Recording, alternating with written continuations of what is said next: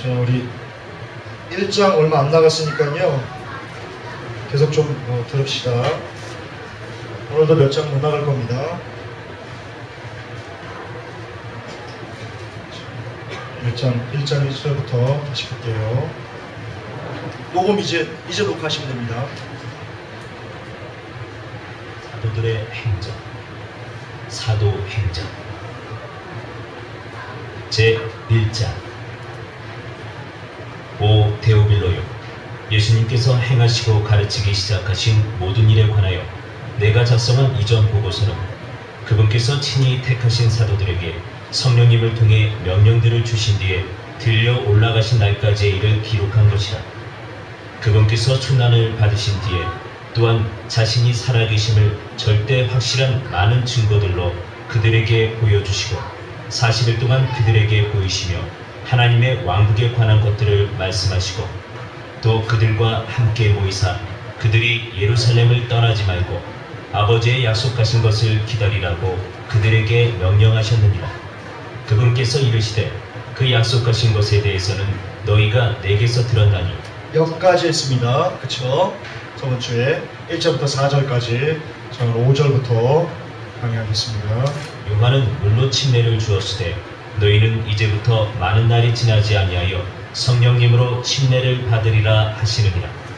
그러므로 그들이 함께 모였을 때 그분께 여쭈어 이르되 주여, 주께서 이때의 그 왕국을 이스라엘에게 다시 회복시켜 주고자 하시나이까 하매 그분께서 그들에게 이르시되 그때나 그 시기는 아버지께서 자신의 권능 안에 두셨으니 너희가 알 바 아니요 오직 성령님께서 너희에게 임하신 후에 너희가 권능을 받고 예루살렘과 온 유대와 사마리아에서 그리고 땅의 맨 끝 지역까지 이르러 나를 위한 증인이 되리라 하시니라. 자, 아멘. 순서가 있습니다. 여러분, 여기 전도의 순서가 나옵니다. 우리는 많이 얘기합니다. 전도해야 돼, 열매 맺어야 돼, 상급 받아야 돼 라고 하면서요, 교회에서 전도 프로그램도 갖고요, 뭐 폭발 전도 훈련 이런 것도 하고요, 라고 이렇게 여러 가지 다양한 프로그램들을 이용해서 전도를 이렇게 밀어냅니다. 채우라고, 강권적으로 채우라고. 그러나 여러분, 순서가 잘못됐습니다. 성경은요, 어떻게 하면 우리가 전도할 수 있는지, 어떻게 하면 전도의 능력이 나타날 수 있는지에 대해서요, 명확하게 기록하고 있습니다. 봅시다. 8절 봅시다. 오직 성령님께서 너에게 임하신 후에입니다. 이게 중요합니다. 여러분, 전도에 대단히 중요한 겁니다. 자, 우리가 증인의 삶을 살라고 안 하는데요, 증인의 삶이 되기 위해서는요, 순서가 있습니다. 그냥 아무나 붙잡고 교회만 나온다고 창정지 교회 나왔어? 증인이 돼. 여러분, 이거 아무런 의미가 없는 겁니다. 그런다고 그 사람 증인 안 됩니다. 증인이 되는 것도 역시 성령님을 받은 후에입니다. 여러분, 아무리 전도해도 전도의 능력이 안 나타나요. 돌아오지 않아요. 증인의 삶을 못 살겠어요. 여러분, 거기에는요, 여러분이 아주 중요한 어떤 열쇠를 갖지 않았기 때문에, 풀지 않았기 때문에, 실마리를 풀지 않았기 때문에 그렇습니다. 저도 반복하지만 먼저 여러분 성령님을 받으셔야 됩니다. 여러분, 이 초대교회 성도들이요, 이 사도행전 1장을 시작하면서요, 사도행전 1장에 초대교회에서, 교회사에서 정말 우리가 보도 그리고 듣도 보지도 못했던 굉장히 놀라운 기적들, 그리고 이적들, 신비한 체험들, 그리고 엄청난 순교의 현장들, 이런 것들이 사도행전에 낱낱이 기록되어 있는데요, 그런데 오늘날 사도행전 1장을 시작하면서 이 사도행전의 처음 머리가 사도들의 엄청난 기적이나 이적이나 뭐 행동이나 기타 뭐 여러가지 사도들이 행했던 일을 먼저 사도행전에 기록되지 않고 사도행전 1장에 8절이 먼저 기록됐다는 것은, 오직 성령님께서 너에게 임하신 후에, 이게 먼저 기록됐다는 것은 크리스찬의 시작은, 그리고 크리스찬이 될 수 있는 어떤 길은, 지금 현재 현실로 나타나는 어떤 크리스찬의 삶의 모습, 크리스찬의 뭐 어떤 기타 여러가지 것들, 표면적인 것이 아니고요, 먼저 크리스찬의 길을 시작하기 위해서는 이거, 성령님을 받는 것, 이거부터 시작해야 된다는 걸 사도행전은 우리에게 알려주는 겁니다. 여러분, 성령님 받지 않고도요, 얼마든지 교회에 나올 수 있습니다. 누구나 다 교회에 나와서 눈물을 흘리면서 찬양할 수 있습니다. 눈물을 흘리면서 기도할 수 있습니다. 제가 아는 어떤 분은요, 우리 중에 계십니다. 우리 중에 계신 분입니다. 우리 중에 계신 분 중에 한 분 누님이 계신데요. 그분이 얘기합니다. 전사님, 우리 그 지인은 그렇게 눈물을 흘리면서 1시간, 2시간씩, 1시간은 그냥 기본이고요. 눈물을 흘리면서 그렇게 열심히 하나님께 기도합니다. 근데 지인이 이렇게 얘기를 합니다. 이렇게 기도를 합니다. 하나님, 나 11조 1,000만 원 하게 해주세요. 자, 눈물을 흘리면서 기도를 합니다. 막 펑펑 울면서 하나님 도와주세요. 막 눈물이 콧물이 되도록 막 기도합니다. 근데 그 기도 내용이 뭐냐? 뭐라고 울면서 기도하냐? 하나님, 나 11조 1,000만 원 하게 해주세요. 11조 1,000만 원 하게 해주세요. 이런다는 겁니다. 자, 그 사람에게는 성령님이 임했던 걸까요? 그분에게는 성령님이 임하셨던 걸까요? 성령님이 예수 그리스도이십니다. 예수님의 성령님입니다. 성령님은 말씀입니다. 말씀이 뭐라고 기록되어 있습니다. 뭐라고 기록되어 있습니까? 이 세상이나 이 세상에 속하지 않은 것, 속한 것들을 사랑치 말라. 이 모든 것은 육신적이요, 마귀적이요, 뭐 이런 거다 라고 기록되어 있습니다. 제 생각 안 나는데요. 그런 뉘앙스의 글로 기록되어 있습니다. 따라서 성령님을 받았다는 사람의 기도가 하나님, 나 1,000만 원 하게 해주세요. 11조 1,000만 원 하게 해주세요. 여러분, 제가 언어의 말, 행간, 이거 훈련 많이 했다고 말씀드렸죠? 하나님, 나 1,000만 원 하게 해주세요. 그래서 하나님의 나라를 확장하게 해주세요. 그 이면에 뭐가 있을 것 같습니까? 그렇게 말하는, 그렇게 간구하는 그 사람 이면에 뭐가 돼 있을 것 같습니까? 9,000만 원은 자기가 쓰고 싶은 게, 그게 정확합니다. 정말 1,000만 원을 하나님께 드려서 하나님 나라를 확장하고 싶은 욕망이 아니고요, 1억 벌어서 1,000만 원은 수수료로 하나님께 떼어드리고 9,000만 원을 착복해가지고 9,000만 원 갖고 내가 이 상에서의 자랑, 이 생에서의 뭐 원하는 거, 사고 싶은 거, 갖고 싶은 거, 하고 싶은 거, 그 모든 것을 내 마음껏 내 육신의 정대로 다 행하고 싶은 마음, 그 마음이 있는, 그렇기 때문에 그 마음이 있기 때문에 그는 하나님, 나 1,000만 원 11조 하게 해주세요 라고 기도하는 겁니다. 그리고 그 마음을 포장지로 감싸고 싶어서 하나님, 내가 이거 받았어, 내가 부자 될 하나님 영광에 쓸게요 라고 하면서 양심의 가책을 캄프라치 하는 겁니다. 따라서 그 사람이 아무리 열심히 하나님께 눈물 콧물 다 찌어내면서 기도한다고 해도, 아무리 열심히 하나님 막 주님 위대하신 분이 만군의 하나님이시오, 모든 것을 하시는 분이시오, 내게 11조 1,000만 원을 능력을 주세요 라고 기도하는 것은, 죄송하지만 그 안에 성령님보다는, 죄송하지만 강령님께서 계실 확률이 더 높습니다. 더 높습니다. 이게 사실입니다. 이게 복음입니다.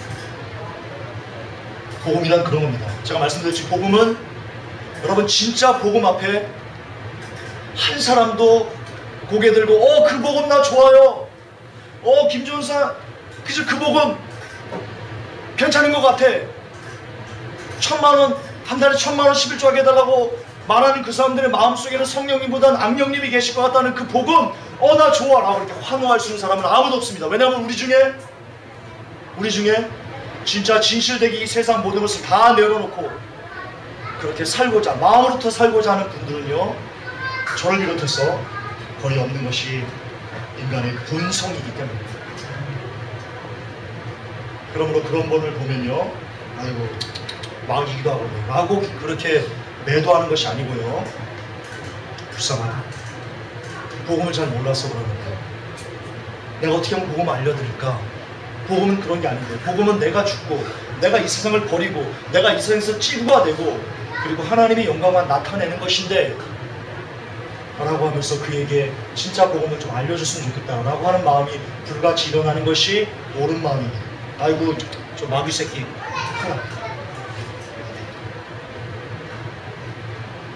예, 크리스찬이 되는 것을 시작하는 사도행전의 첫 머리에, 거의 초창기 부분에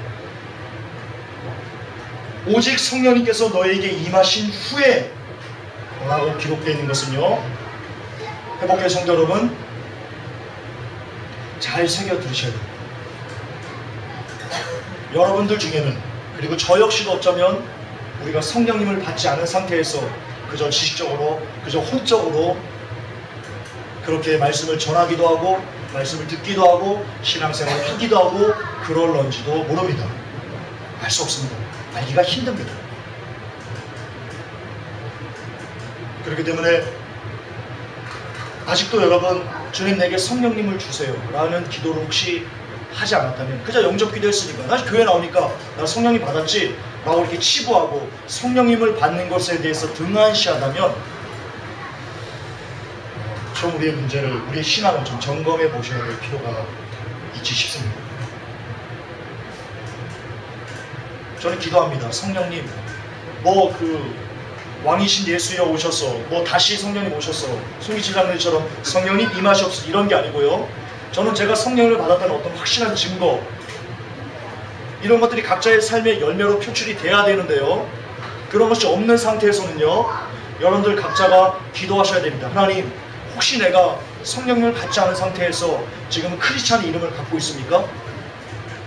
그러면 내 마지막은 그냥 종교놀이 하다 끝날 수 있는데요. 하나님, 내가 이제 두렵습니다. 내게 성령님을 주십시오. 진짜 하나님, 내가 성령님 없이 신앙생활하고 있다면 이 시간 내가 회개합니다. 나를 돌이켜 주시옵소서. 내가 진짜로 성령님을 받고 그리고 성령님의 능력을 주신 그 능력을 힘입어서 내가 이 땅을 살아내기를 원합니다 라는 기도를 주께 진지하게 들으실 때가 되었습니다. 더 늦기 전에. 여기에 또 칼빈주의가 낍니다. 왜 그러면, 자, 말씀에 이렇게 분명히 명확하게 오직 성령님께서 너에게 임하신 후에 너희가 권능을 받고 그리고 바로 증인이 될 수 있다. 다시 말해서 성령님을 받아야 하지만, 먼저 성령님으로 우리가 충만해야지만 전도의 능력이 나타나고 진짜 전도의 힘이 우리에게서 나타날 수 있다라고 얘기하는 건데요. 그런데 왜 사람들은 내가 성령 받았는지, 내가 성령님으로 지금 감동되었는지 그에 대한 개념이 희박하게, 그냥 교회 나오면 다 성령 받았지, 그냥 찬양 열심히 하고 눈물 흘리면 성령 받았지, 그냥 기도 열심히 몇 시간씩 하면 내가 성령 받았지 라고 이렇게 간단하게 치부하고 모든 문제를 끝내버리는가? 칼빈 때문입니다. 또 여기 칼빈이 나옵니다. 자, 칼빈은 이렇게 얘기합니다. 당시 교회 나왔습니까? 창세전에 예정됐기 때문입니다.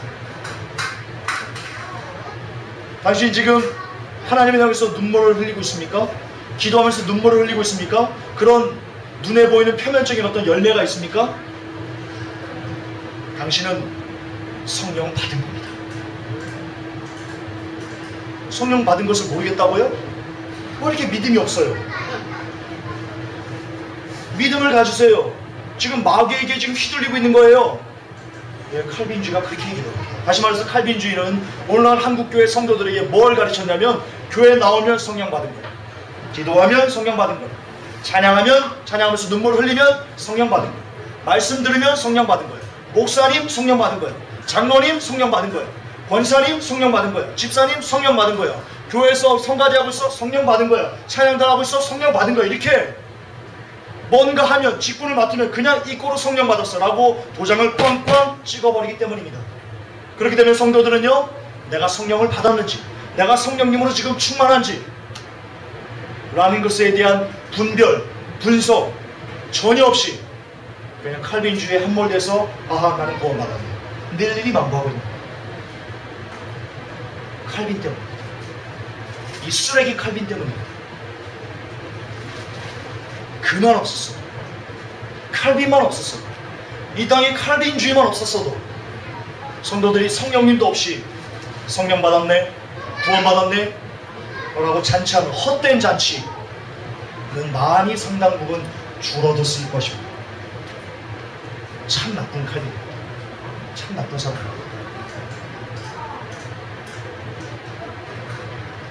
그것도 반복합니다. 우리 중에도 성령님을 내가 받았다는 어떤 증거들이 여러분의 삶 속에 있지 않다면 여전히 세상이 좋고, 여전히 텔레비전 보면 막 즐겁고, 여전히 술 취하고 방탕하고, 기타 뭐 하나님께서 싫어하신다는 어떤 것들에 대해서 내가 이끌림이 강하고, 우리는 우리를 돌아봐야 됩니다. 아직 나는 성령님으로 충만하지 않다. 아직 나는 성령님을 받지 않았겠구나. 그리고는 진짜로 여러분 하나님께 무릎 꿇고요, 내게 성령님을 주세요. 내게 성령님을 주세요 라고 정말 간절히 기도할 수 있는, 그러셔야 됩니다. 때가 없습니다. 시간이 없습니다.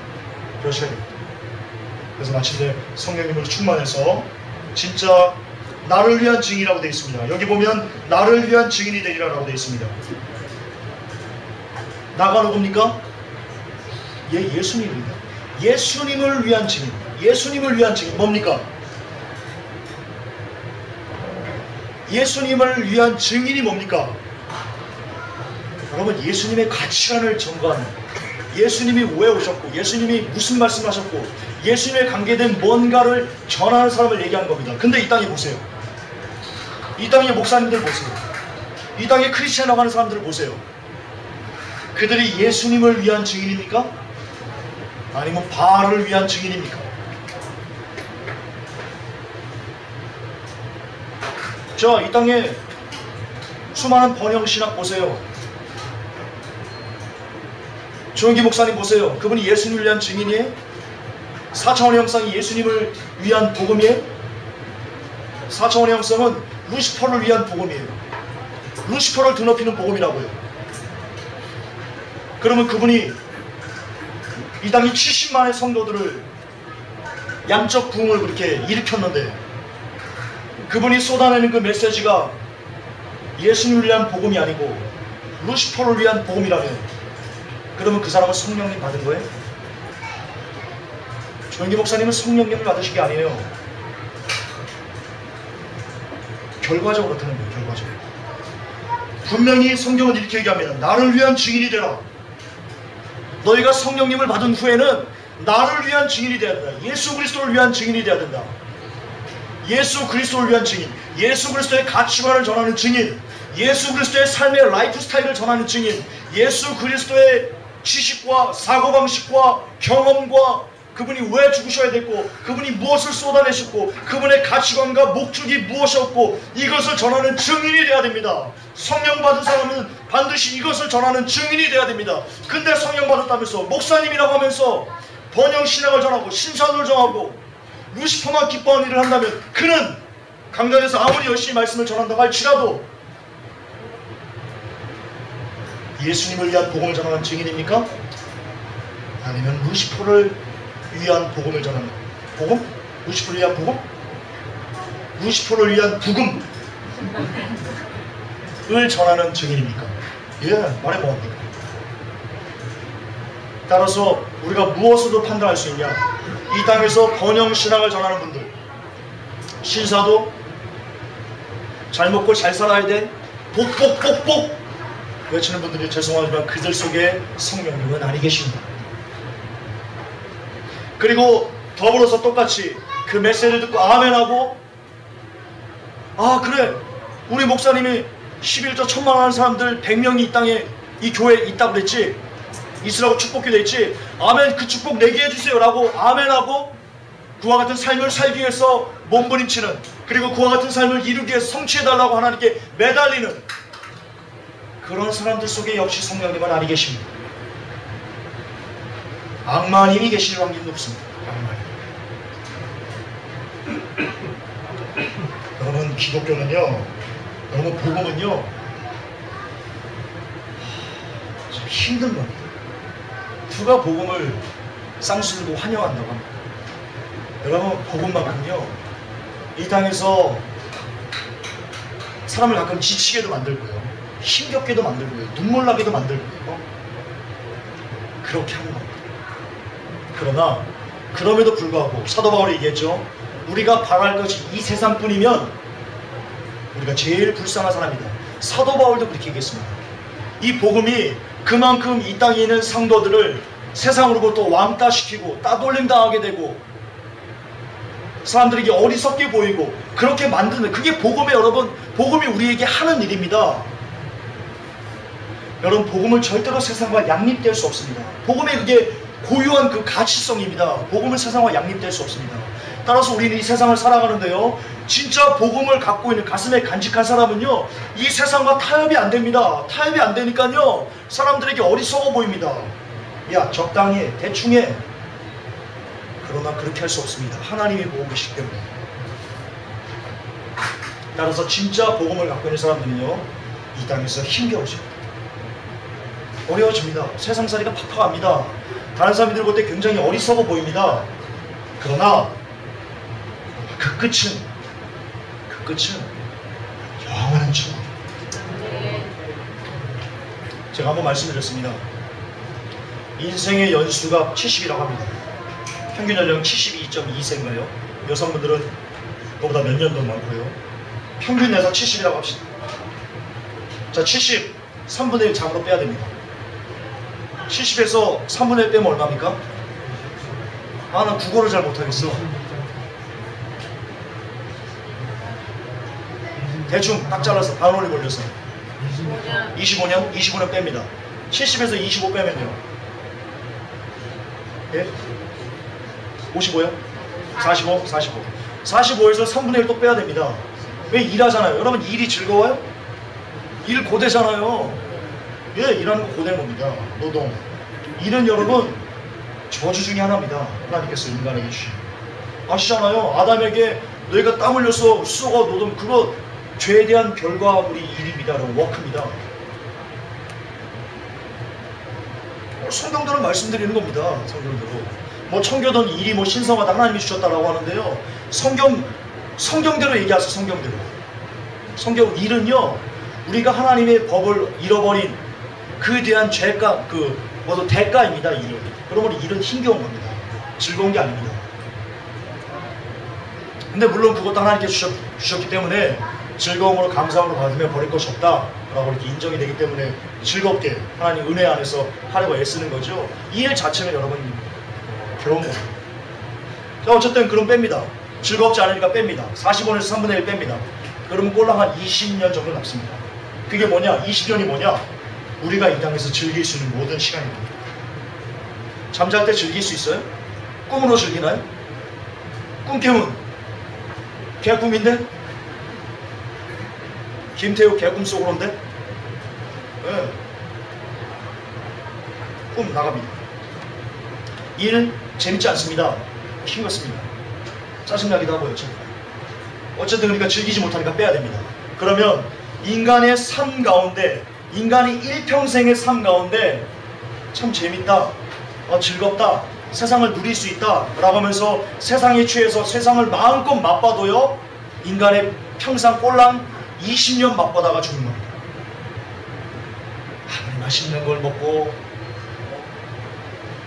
뭐 세상 뭐 즐기고 다 즐기고 그래도요, 꼴랑 20년 즐기다가 이 세상을 마무리하는 겁니다. 근데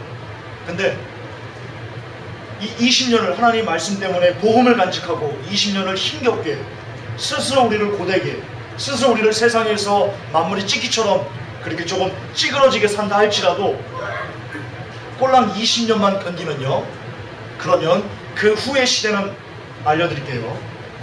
20년을 열심히 세상에 취해서 즐기고 다 즐기고 행복하게 막 만면에 웃음을 막 띠면서, 아유 저 어리석은 놈들, 조금만 타협하면 말이야, 아유 그냥 돈이 막 들어오는, 이렇게 하면서 정말 복음을 갖고 스스로 좁은 길을 걸어가는 사람들을 이렇게 손가락, 아이고 어리석은 사람들 하면서 20년을 즐긴 사람들은요, 죽어서요,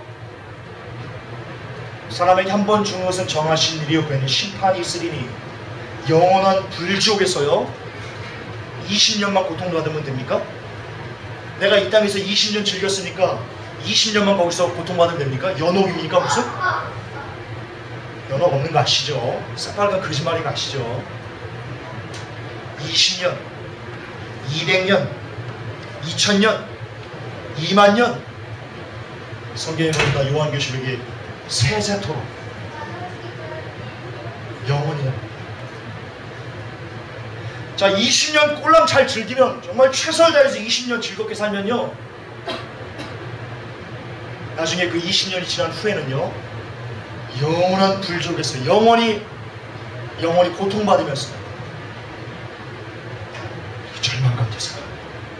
그러나 반면 복음을 갖고요, 이 땅에서 스스로 좁은 길을 걸어가면서 다른 사람이 봤을 때 미련한 놈, 이런 욕을 들어가면서도 끝까지 인내의 말씀을 지키면서 이 길을 갔을 때, 20년 고통스럽게 살았을 때, 세상과 타협하지 않기 위해서 그렇게 고난 가운데 살았을 때, 그 20년 후에 삶은요, 여러분 200년?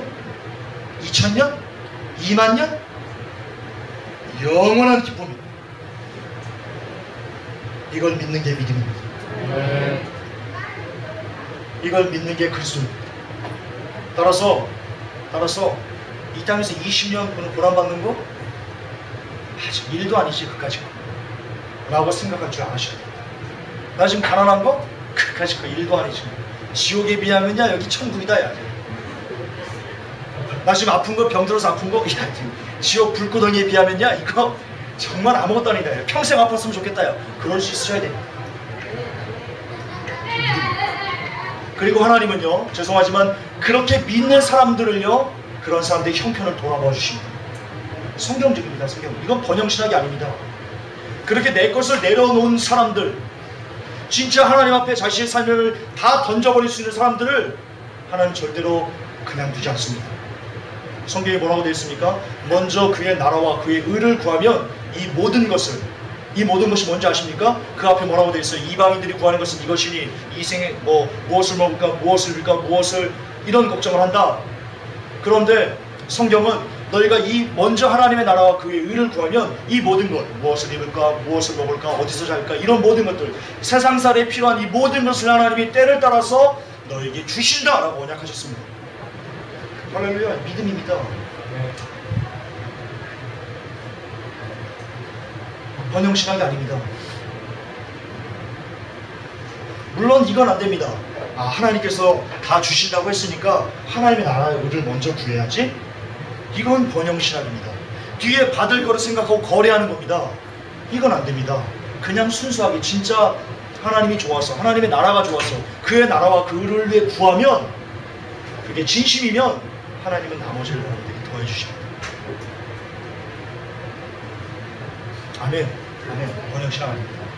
하나님이 우리를 생각하십니다. 성경에 뭐라고 되어 있습니까? 참새 한 마리 땅에 떨어지는 것도 내 허락이 없이는 안 돼요. 이거 되게 중요합니다, 여러분. 왜냐하면 성경이 뭐라고 되어 있냐면요. 참새보다 너희들이 더 귀해요. 성경 있죠? 예. 그런데 주님이 뭐라고 말씀하셨냐? 참새 한 마리 땅에 떨어지는 것도 내 허락이 없으면 안 돼. 근데 너희들은 이 많은 참새보다 더 귀하다? 라고 주님이 말씀하셨답니다. 따라서 우리의 넘어지고 쓰러짐 이런 모든 것도요, 실은 하나님의 소관, 하나님의 그 손 안에 있는 겁니다. 자, 혹자는 이렇게 얘기할 수 있어요. 그렇다면 혹자는 이렇게도 반문할 수 있을지도 모릅니다. 아니, 그러면 내 아들 태어난 지 3개월 만에 죽었는데? 뭐야 그러면? 하나님이 오르신 거야? 라고 하면서 따져 물을지도 모르겠습니다. 그러나 제가 잘 쓰는 표현이요, 인간 나부랭이의 생각과 하나님의 생각은 전혀 다릅니다. 나중에 죽어보면 알겠지만요, 하나님의 입장에서는요, 그 영혼이, 그 태어난 지 3개월밖에 안 된 그 영혼이 지금 바로 죽어버리는 게 그가 더 천국에 올 수 있는 거예요. 왜냐하면 성경에 보면요, 선악의 구분이 없을 때는요, 하나님이 이렇게 허물치 않은 것 같은 그런 내용이 나옵니다. 지옥은 누가 가냐? 죄를 지은 사람이 가는데요, 이 선악의 구분이 없는 사람들까지 하나님께서 너 죄 졌어 이렇게 하지 않을 것 같은 그런 내용의 뉘앙스가 많은 성경 구절이 있습니다. 그러므로 말이 나왔으니까 말인데요, 지체장애자들 있죠? 지체장애들 이상한 짓 많이 하잖아요. 옷 벗고도 다니고 그러나 개인적으로 저는요, 그들이 선악을 구별하는 그 구분이 완전히 없어진 상태이기 때문에 하나님께서 그들을 그냥 불쌍히 여기신다. 그들을 너 지옥, 너 빨간 벗고 다니고 너 이상한 짓 했으니까 너 지옥, 이러지 않을 거라고 저는 개인적으로 믿습니다.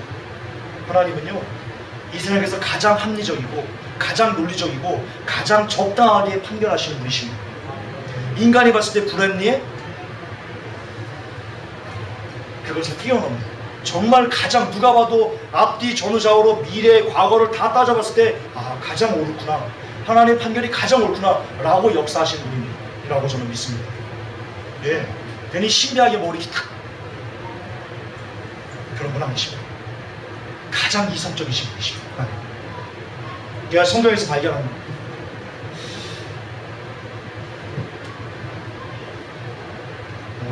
여기 얘기를 하면서 너무 많이 나가는데요. 요 8절 부분을 마저 좀 정리를 하고 다음 구절 갑시다. 성령님께서 너에게 임하신 후에 그 후에 권능을 받습니다. 그럼 오늘 회복의 성도 여러분, 이 권능은 성도의 권능입니다. 성도가 이 땅에서 마귀와 싸워내야 됩니다. 성경에 보면 마귀를 대적하라, 그러면 저희를 피하리라 라고 되어 있습니다. 마귀를 대적할 수 있는 것은 성도의 권능입니다. 하나님이 주셨습니다. 근데 성령을 받은 후에 권능을 받습니다.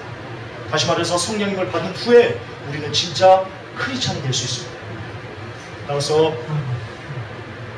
거듭 반복하지만 회복될 성도 여러분, 오늘부터라도 아직 내 삶에 내가 성령을 받았던 어떤 증거가 아주 미흡한 것 같다, 기도하십시오. 성령님을 내게 주셔서 성령님을 충만해지길 원합니다. 그리고 내가 진짜 성도의 권능을 받아서 이 마지막 때를 힘겹지만 기쁨으로 살아가길 원합니다. 간구하신 여러분 되시길 축복합니다. 그래서 봅시다. 이것들을 말씀하신 뒤에 그분께서 그들이 보는 동안 들려 올라가시니 구름이 그분을 받아들여 그들이 보지 못하게 하더라. 아멘. 여러분 이 장면 상상해 보셨습니까? 놀랍지 않습니까? 여러분 이거요, 누가가 직접 기록한 겁니다. 이게 신화가 아니고요, 그냥 만들어 지어낸 얘기가 아니고요. 여기 1절 보세요. 데어빌러요. 1절 보세요. 선생님 1장 1절. 데어빌러요. 예수님께서 행하시고 가르치기 시작하신 모든 일에 관하여 내가 작성한 이전 보고서는 뭐 얘기하는 거예요? 누가복음 얘기하는 거예요. 이게 보고서란 말입니다. 보고서. 다시 말해서 누가가요, 이걸 기록할 때요, 뭘 봤냐? 예수님이 하늘로 이렇게 올라가시는 걸 봤습니다. 성경이 뭐라고 되어 있냐면요, 고린도전서에 예수님께서 올라가실 때 그때 누가 있었냐면요, 12제자 있었고요, 그리고 500명의 형제가 일시에 그 안에 있었다. 500명이 일시에 500명의 환상을 본 거예요? 누가가 환상을 본 거예요? 아니에요. 창정제 일어나서요. 자, 창정제를 보세요. 저 뒤에 걸어갔다 다시 한번 와보세요. 금방 왔는데. 네. 걸어갔다가 워킹. 자, 워킹 딱, 워킹 딱, 엉덩이 실치로 워킹. 여러분 환상 보셨죠? 창정제 여기 없는데 환상 보신 거죠? 우리 500명도 안 됩니다. 실체를 보신 거죠? 실제 여러분 눈으로 경험적으로 창정제가 살아서 왔다 갔다 한 걸 보신 거죠? 그리고 이때도 똑같습니다. 누가가 그걸 본 겁니다. 500명과 함께 12제자와 함께 하늘로 올라가는 예수님의 환상을 본 게 아니고요. 보세요. 이것들을 말씀하신 뒤에 그분께서 그들이 보는 동안, 예, 컨티뉴입니다. 컨티뉴입니다. 보는 동안, 보고 있는데 계속 보는 동안 계속 이제 올라가시는 거예요. 이 장엄한 광경, 이것을 보고서로 쓴 겁니다. 누가? 사도행전이 보고서입니다. 보고서. 데어빌러에게 드립니다. 당시 유다를 관리하는 그에게 드리는 보고서라고 해요. 사도행전이. 신화가 아닙니다. 사람이 하늘로 승천합니다. 우리 예수님이 신이니까 승천하시는 겁니다.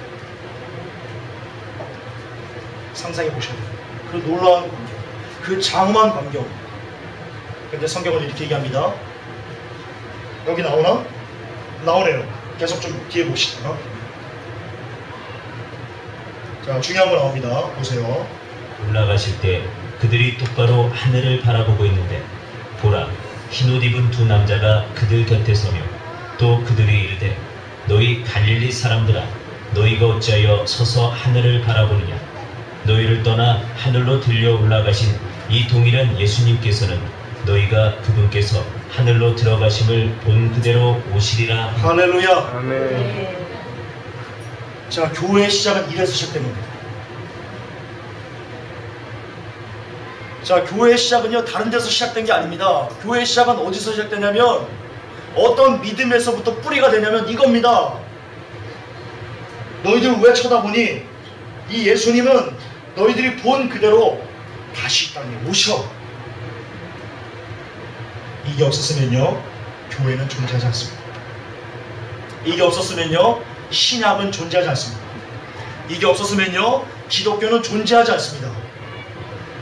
다시 말해서 기독교의 뿌리는 뭐냐? 기독교의 시작은 뭐냐? 기독교의 핵심은 뭐냐? 재림입니다.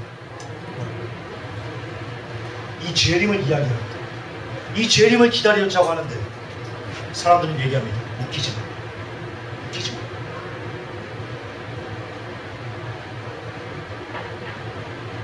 그럼 지금 뭘 웃기지 말라고 하는 거예요?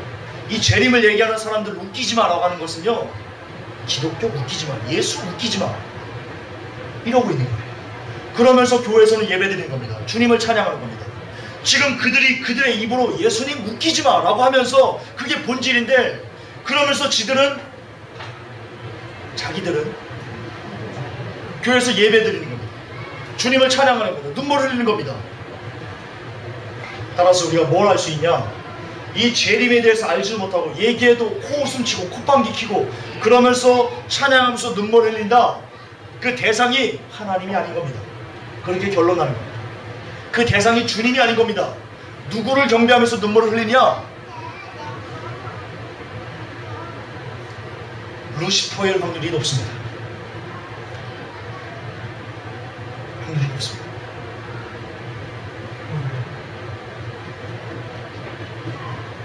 안타깝지만 그렇습니다. 보세요. 제가 지금 여러분 뭐 설득해가지고 뭐 논리적으로 설득해가지고 여러분을 뭐 믿게 만들려고 하는 게 아니에요. 저는 그냥 말씀 그대로 여러분 전해드리는 거예요. 성경이 뭐라고 되어 있어요? 너희들 어찌 쳐다보느냐? 갈릴리 사람들아, 12제자와 500명의 형제 말하는 겁니다. 갈릴리 사람들아, 너희들 어찌하여서 하늘을 자꾸 바라보니 너희를 떠나 하늘로 들려 올라가신 이 동일한 예수님께서는 너희가 그분께서 하늘로 들어가심을 본 그대로 오신다. 이제 그만 하늘 쳐다보고 이 다시 오시는 주님을 가서 전해라. 예, 기독교는 그렇게 시작한 거예요.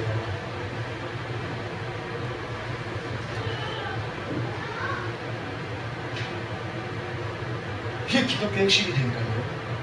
우리가 지금 그 일하고 있잖아요. 주님 다시 오신다고 그 얘기하고 있잖아요. 그걸 그냥 전하면 사람들이 아이고 옛날에도 그랬어. 옛날에도 주님 오신다고 했어. 그럴 거 아니에요. 그러니까 그거 못하게 자 봐라. 마태복음 24장에 이런 일이 있다고 했잖아. 정치, 경제, 사회, 문화적으로 이런 일이 있다고 했잖아. 자 내가 보여줄게. 너희들 밑동 내가 보여줄게. 경제 봐. 양쪽 하나 봐. 이거 이렇지. 자 봐. 자연 봐. 미친 개미 봐. 이렇지. 야 너희들 봐. 지금 지진, 화산 일어나는 거 봐. 자 이래도 안 보여? 자 주님 오신다는 게 이래도 안 보여? 라고 지금 그 일을 하고 있는 겁니다. 우리가 회복교회가 지금 무슨 일을 하고 있냐면요 말씀대로 안 가는 게 아니고요 회복교회가 정말 여러분 말씀대로 지금 가려고 몸부림치고 있는 겁니다. 아멘. 정신 차려야 됩니다. 자꾸 회복교회 말씀이 없다고 하는 분들은요 제발 정신 차려야 됩니다. 정신 차려야 됩니다. 말씀의 핵심은요 재림입니다. 지나친 게 아닙니다. 재림입니다. 재림으로 시작해서 재림으로 끝납니다. 기독교는 재림으로 시작해서 재림으로 끝나는 겁니다. 그 재림이 임박했다는 것을 여러 가지 사회학적, 경제학적, 자연학적 이런 여러 가지 증거들로 그것을 증명해내고 있습니다. 말씀을 말씀되게 증거하고 있는 겁니다.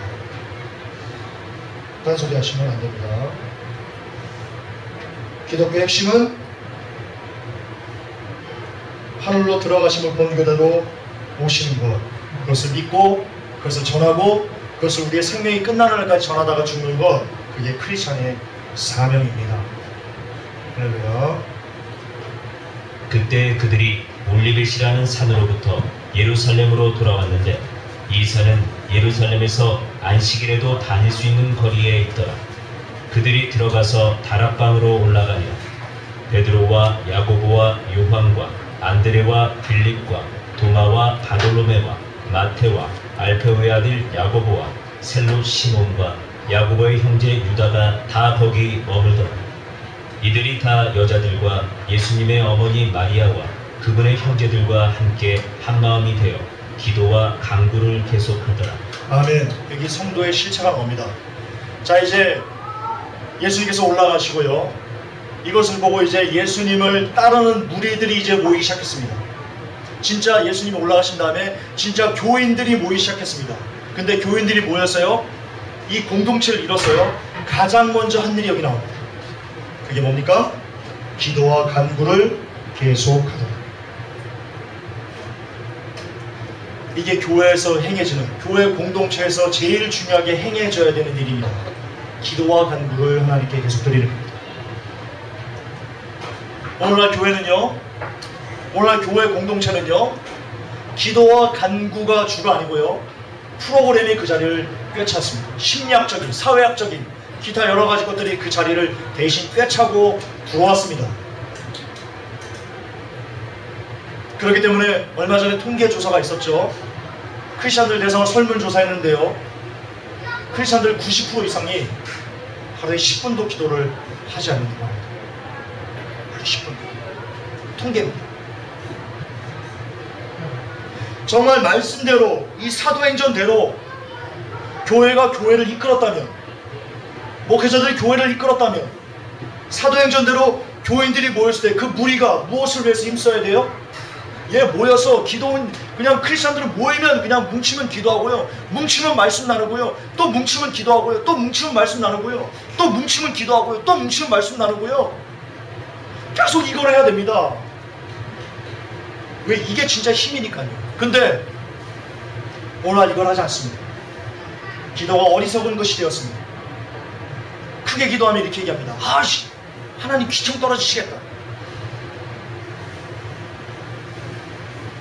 여러분, 크게 기도하면 목사님들이 하나님 귀청 떨어지시겠다라고 설교하는 목사님 계십니다. 하나님 귀가 얼마나 말도 안 되는 거죠. 성경은 뭐라고 되어 있습니까? 예레미야서에 너는 내게 부르짖으라. 내가 내게 응답하겠고 내가 알지 못하는 크고 비밀한 일을 내게 보이리라 라고 되어 있습니다. 너는 내게 부르짖으라. 여러분, 그거 뜻 보세요. 부르짖으라. 이겁니다. 그러면 그 말씀이 버젓이 있는데, 하나님 병기 일으키겠다, 귀청 떨어지겠다, 잠잠히 기도해도 듣는다. 이게 얼마나 반성경적인 내용입니까? 그리고 제가 말씀드렸지만 예수님께서요, 히브리서에 보면요, 어떻게 기도하신다면요, 정말 간절히 기도하신다, 간절히 울면서 이렇게 기도하신다라고 되어 있습니다. 이 땅에 예수님조차 그렇게 간절히 막 피를 다 통하는 심정으로 강력하게 기도하셨는데, 피를 통하는 심정으로 주님이 이렇게 기도하셨을까요? 하나님, 아버지, 감사합니다. 피가 나오려고 해요. 이러면 피 나오나요? 막 이런 피가 나오죠. 주님이 그렇게 기도하셨습니다. 산에서. 하나님! 성경대로입니다. 여러분, 초창기 우리 한국이요, 아직 변질되지 않고 번영신학이 여기를 휩쓸지 않았을 때요, 60년, 70년대 그때 기도회 때 얼마나 뜨거웠습니까? 불같았습니다. 사람들 기억 안 납니까? 부흥회 가면 기억 안 납니까? 물론 그 부흥회가 나중에 변질돼서 좀 안타깝지만 어쨌든 초창기 그때 얼마나 뜨겁게 하나님께 매달렸습니까? 지금 교회마다 뜨겁게 그렇게 쫙 하면서 기도하는 곳 있습니까? 교회 예배 때요, 기도하는 교회가 있는 줄 아십니까? 죄송합니다. 자꾸 잘난 체. 회복교 1시간씩 기도합니다. 같이 교회에서 이런 교회 참 드뭅니다. 여러분. 근데 교회가 모여서 기도를 해야 된다니까. 여기 나오잖아요. 14절 다시 보세요. 이들이 다 여자들과 예수님의 어머니 마리아와 그분의 형제들과 함께 한마음이 되어 기도와 간구를 계속하더라. 나오잖아요. 이게 성도의 모습이라니까요. 공동체의 모습이 이거여야 된다니까요. 그런데 어떻게 예배를 와서 주일날 예배 와서 같이 성도들끼리 모여서 기도를 1시간도 안 하고 헤어집니까? 와서 11시 예배 드리고 밥 먹고 2시 말씀 듣고 그냥 땡? 이게 뭐 하는 짓입니까 이게? 이게 무슨 예배입니까? 같이 성도들이 합심해서 기도하는 이런 시간 없는 것이 그것이 무슨 예배입니까? 그냥 강의들로 오신 거죠. 강의들로. 여러분 교회 예배는요 정말 적어도 1시간씩 성도가 같이 힘을 합해서 기도하는 그 시간이 있어야 합니다. 그래야 됩니다. 성경대로 가는 교회입니다. 사도행전을 쫓아가는 교회입니다. 그것 없으면요 교회에서 성도들이 어느 날 그 주일날 모여가지고 합심해서 1시간씩 서로 이렇게 기도하고 서로를 위해서 기도해주고 이런 기도와 간구를 계속해주지 않는 교회는요 죄송하지만 진짜 온전한 초대교회의 모습을 회복할 수 없습니다. 이건 제 말이 아닙니다. 성경에 그렇게 나와 있습니다. 회복 못합니다. 그런 교회. 여러분 급하다고요 바늘 허리에 실을 깨서 쓸 수 있습니까? 여러분 급하다고 그게 못합니다. 반드시 바늘 귀에다 껴야 됩니다. 야 급하다고 막 단추를 막 여기서부터 막 첫 단추 잘못 깨면 뒤에까지 다 어그러지죠? 여러분 그와 똑같습니다. 교회가 이 마지막 때 초대교회를 회복해야 된다고 하면서 진짜 핵심이 되는 그 시초를 여는 초대교회가 초대교회 될 수 있었던 그 시발점을 제공하는 기도와 간구를 하지 않고 거기에 프로그램을 갖다 놓고 심리학을 갖다 놓고 인본주의를 갖다 놓고 하면요 절대로 그 교회는 풀리지 않습니다. 그 교회는 절대로 회복교회로 회복할 수 없습니다. 아니 회복교회를 회복할 수 없습니다. 초대교회를 회복할 수 없습니다. 초대교회. 진짜 초대교회를 회복하려면요 이 땅의 교회들은요 무조건적으로 예배 때 성도들이 합심해서 1시간에 기도하는 이 성경 그대로 그 일을 쫓아 행해야지 그나마 그 교회가 초대교회를 회복할 가능성이 조금이라도 남아있는 거예요. 조금이라도. 여러분 이건 중요합니다. 한국교회는 깨달아야 됩니다. 아무런 예배 기도 없이 그냥 마치 목사님 말씀이 예배의 모든 것이냐 그냥 말씀 듣고 밥 먹고 말씀 듣고 가고 또 다음 주에 와서 말씀 듣고 가고 밥 먹고 말씀 듣고 가고 그래서는 아니 될 것입니다. 교회가 교회로서의 온전한 정체성을 회복하기 위해서는 교회의 시초를 열었던 그 중심되는 기도와 간구를 계속하다라는 말씀에 집중할 필요가 있습니다. 사람들의 이름의 수가 약 120이더라. 그 무렵에 베드로가 제자들의 한가운데서 일어나 이르되 사람들아 형제들아 예수님을 잡아간 자들의 길잡이가 된 유다에 대하여 성령님께서 다윗의 입을 통해 미리 말씀하신 이 성경 기록이 반드시 성취될 필요가 있었나니 이는 그가 우리와 함께 계수되어 이 사역의 한 몫을 맡았기 때문이다. 자 여기도 하나 봅시다. 여러분 유다 하면 참 싫어하죠. 아유 저 도적 뭐 성경에 이렇게 나와 있거든요. 유다는 도적이다. 돈깨를 맡았으니. 그런데 여러분 죄송하지만 이 유다를 얘기하면서요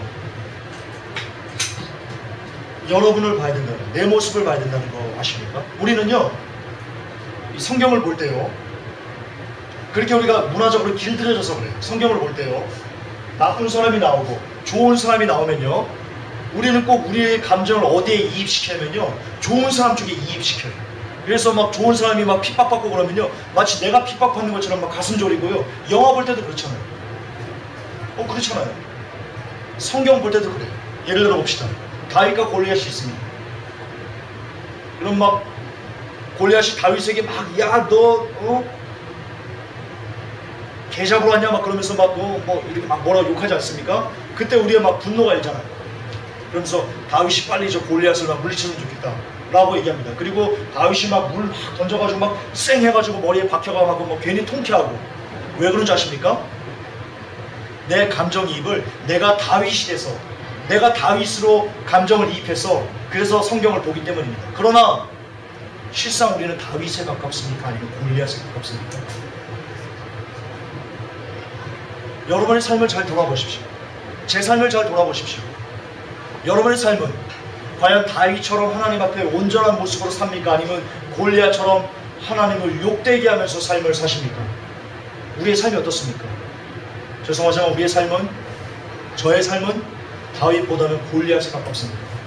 늘상 하나님을 욕먹이게 하고요, 늘상 하나님을 분노하게 하고요, 늘상 하나님을 힘들게 하고요, 심판을 자초하는 그런 삶을 우리가 살아갑니다. 그러면 성경을 볼 때, 다윗과 골리앗을 볼 때 누구에게 감정을 이입해가지고 보아야 됩니까?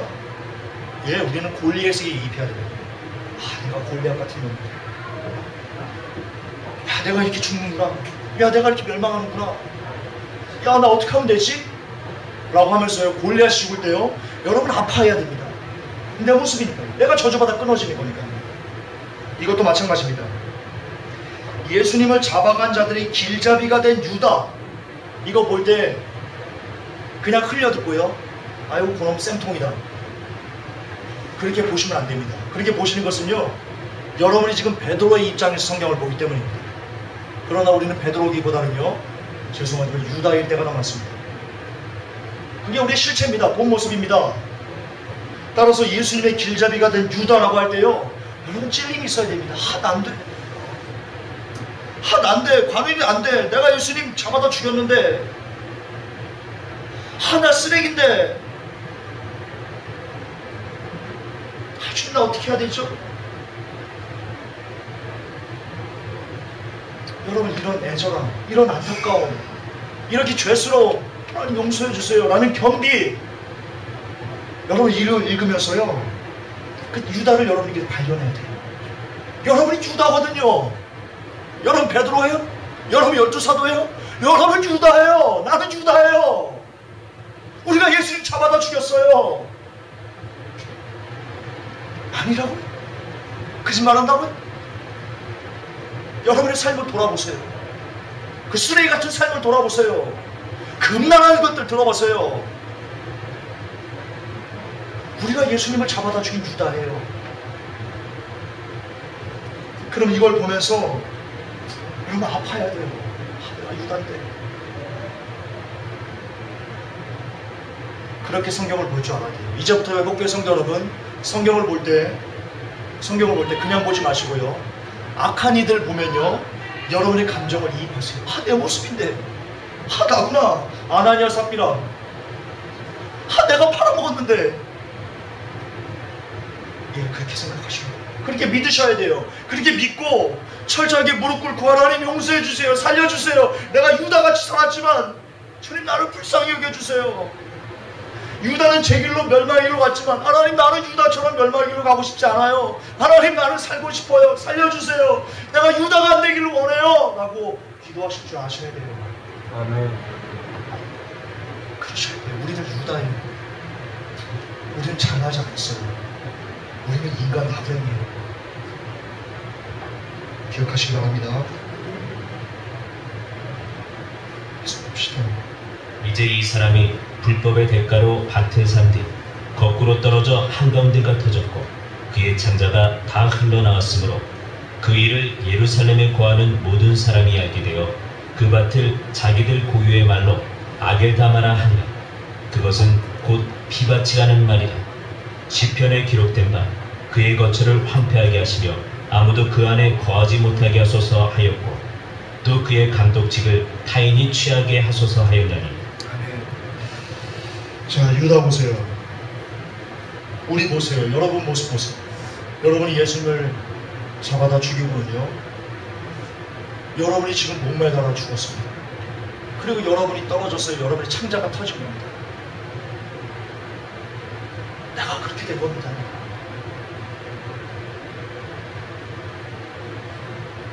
이 말씀 앞에요, 정말 두렵고 떨림으로요, 이제 두 번 다시 주님 내가 유다처럼 되지 않기를 원합니다.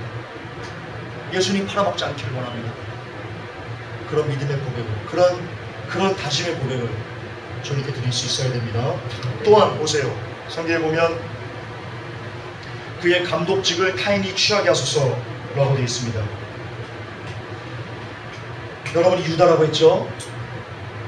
우리가 이 땅에서 예수님을 잡아다 죽이면요, 여러분 우리의 모든 것이 하나님 나라에서 다 빼앗깁니다. 쉽게 말해 지옥 간다는 겁니다.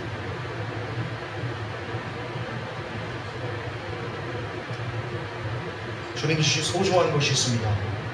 예수님께서 피를 흘리시고 몸을 찢으시고 물을 쏟으시고 그렇게 우리에게 주신 하나님의 선물, 구원이 우리에게 주어졌습니다. 성경은 예수를 믿으면 구원 받았다라고 합니다. 그렇게 보는 것이 옳습니다. 문제는 그 받은 구원이 얼마든지 상실될 수 있다는 것이 문제입니다. 여러분, 예수님이 여러분들이 구원을 주셨습니다. 그분이 어떻게 주신 겁니까? 우리 왕이 어떻게 주신 겁니까? 너무나 위대하게 주신 겁니다. 너무나 거대한 선물입니다. 그 소중한 선물을요, 유다처럼 잃어버리지 않기 위해서 정말 이를 악물고 정말 주님 정말 바짓가랑이를 붙잡고라도 이 길을 끝까지 마치고자 하는 그런 열망이, 열정이 여러분 있어야 될 줄 믿습니다. 놓치지 맙시다. 주님이 너무나 소중하게 열어주셨습니다. 그냥 이 땅에 오셔가지고 자, 나 구원 잃었다, 잘 있어라, 그리고 하늘로 올라가지 않으셨습니다. 아시죠? 주님이 구원의 문을 어떻게 열어놓으셨죠? 어떻게 열어놓으셨죠? 다들 아시죠? 너무나 많이 말씀을 드려서 매너리즘에 빠질 정도로 많이 아시죠? 알면 뭐합니까? 알면 뭐합니까? 그 아는 것을 그냥 지식으로 하면 안 됩니다. 그게 진짜 내 삶에, 내 피부에, 내 어떤 이게 막 느껴져야 됩니다. 아, 주님이 이 구원을 이루기 위해서 이렇게 하셨구나. 아, 나를 살리기 위해서 이렇게 하셨구나. 몸서리를 치면서요, 아, 이렇게 해서 받은 구원이구나. 야, 이렇게 해서 열어놓으신 구원의 문이구나. 소중히 해야 됩니다. 정말 소중히 여겨야 되겠다. 여러분, 이 세상에서 소중히 여기는 것이 무엇입니까? 여러분들이 가장 소중히 여기는 것이 무엇입니까? 돈입니까? 명예입니까? 권세입니까? 아내입니까? 남편입니까? 자녀입니까? 집입니까? 자동차입니까? 꿈입니까? 소망입니까? 크리스찬이 이 땅에서 가장 소중히 여겨야 되는 것은요, 가난합니다. 구원입니다. 크리스찬의 모든 것은요, 구원입니다. 그게 성경적입니다. 어떤 사람이 있었습니다. 자, 이제 집을 잘, 외양간을 잘 지었으니 여기다 모두 막 쌓아놓고, 야, 이제 내가 이제 평생 껌덩어리에서 먹고 살아야지. 그때 주님이 이렇게 말씀하십니다. 얘야, 내가 네 생명을 오늘날 데려가면 네가 이 쌓아놓은 것이 뭐가 되겠니? 예, 구원을 잃어버리면, 영생을 잃어버리면 그 사람의 인생은요, 완전 똥되는 겁니다. 완전 똥되는 겁니다. 정말 불쌍한 상대입니다. 주님이 열어놓으시고 우리의 왕께서 온 우주를 지신 창조주께서 친히 몸을 찢고 피를 흘리시고 물과 피를 다 쏟으시면서 열어놓으신 이 엄청난 하나님의 선물인 구원, 소중히 하시기 바랍니다. 아멘. 다른 건 다 잃어도 내가 이것만은 잃지 않겠다 라고 다짐하시고 애쓰시고 마지막까지 두렵고 떨림으로 바울처럼 그 구원을 이뤄가시기를, 두렵고 떨림 이뤄가시기를 예수님의 이름으로 축복합니다. 아멘. 자, 멈춤없이 2장 마지막까지 읽고요, 마무리하겠습니다. 주 예수님께서 요한의 친애로부터 시작하여 우리를 떠나 들려 올라가신 바로 그날까지 우리 가운데서 드나드시던 모든 때에 우리와 함께 다니던 이 사람들 중에서 반드시 하나를 임명하여 우리와 함께 그분의 부활을 증언할 증인이 되게 하여야 하리라 하며, 그들이 둘을 지명하니 곧 바사바라고도 하고 별명은 유스도라 하는 요셉과 matthe아더라. 그들이 기도하며 이르되, 모든 사람의 마음을 아시는 주여, 주께서 이 두 사람 중에 누구를 택하셨는지 보여주사 그가 이 사역과 사도직을 맡게 하옵소서. 유다는 자기 자신의 처소를 가리고 죄를 지음으로 그 직분에서 떨어져 나갔나이다 하고, 제비를 뽑으니 제비가 마띠아 위에 떨어지니 그가 11사도와 함께 계수되니라. 아멘. 기도합시다. 하나님, 사도행전 1장을 사도행전 1장을 마무리하였습니다. 많은 내용들이 있었습니다. 이 가운데 가슴에 새길 것들을 하나님 새겨서 부디 우리가 오직 말씀으로만 굳건히 서는데 주여 약간의 유익을 얻을 수 있도록 도와주옵소서. 또한 말씀을 들은 것을 끝내지 않고 이 말씀을 더욱더 읽고 또 묵상하고 읽고 또 묵상해서 이제 각자가 하나님께서 성령께서 열어주시는 그 말씀의 깨달음으로 주여 전혀 새로운 세계로 들어갈 수 있도록 하나님께서 원하는 그런 믿음의 사람의 분량으로 지어져 갈 수 있도록 인도해 주시옵소서. 각자에게 말씀하여 주시옵소서. 예수님의 이름으로 기도하옵나이다. 아멘. 정말 쉬었다가 5시